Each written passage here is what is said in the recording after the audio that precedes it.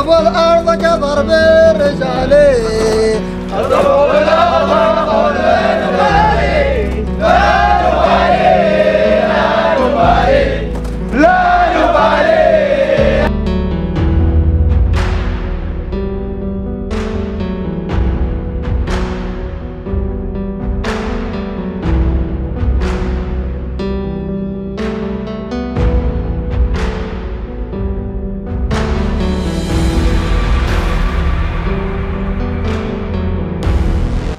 أولت المديرية العامة للكشافة والمرشدات تنظيم المنتدى الكشفي العماني الأول لعشائر الجوالة، والذي يأتي حقيقة لإتاحة الفرصة للشباب الجوالة في عمليات صنع واتخاذ القرار. كذلك أن هذا المنتدى أيضا يشمل العديد من المواضيع المهمة التي تسقل المشاركين من المهارات والمعارف والاتجاهات التي تساعدهم حقيقة خلال الفترة القادمة في اتخاذ القرار الكشفي.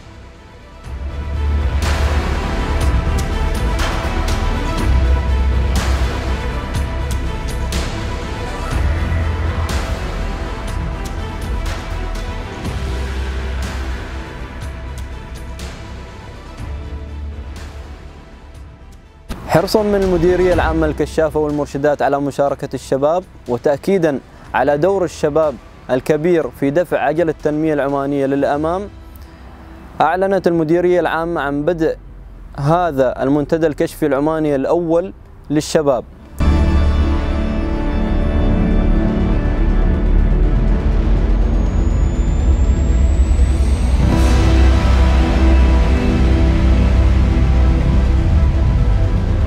المنتدى يسلط الضوء على المواضيع الجديدة من المنظمة الكشفية العالمية حول عملية أيضا الانفجار المعلوماتي ودوره كذلك أيضا في وسائل التواصل الاجتماعي، بالإضافة إلى مواضيع أخرى حول تنظيم وإدارة عشائر الجوالة التي ينبغي على كافة المشاركين أيضا الإلمام بها، إضافة أيضا إلى مجموعة من المواضيع حول موضوع الكشفية والتنمية المستدامة ودور عشائر الجوالة في هذا الجانب.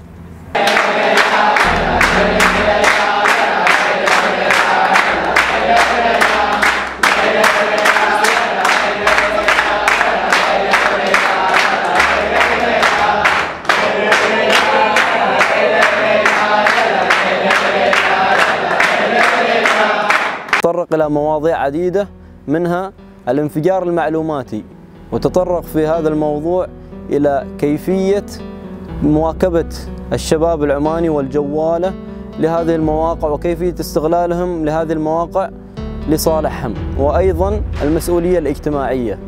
المسؤولية الاجتماعية تطرق فيها إلى كيفية خدمة الفرد لوطنه، كيف كل جوال يخدم وطنه، فهذا الموضوع الثاني. وأيضا تطرقنا إلى المشكلات التي تواجه الجوالة، كيف يحل هذه المشكلات، كيف يوجد حلول، وهذا الشيء يطور شخصية الفرد ويجعله فرد صالح وقادر على حل مشكلاته.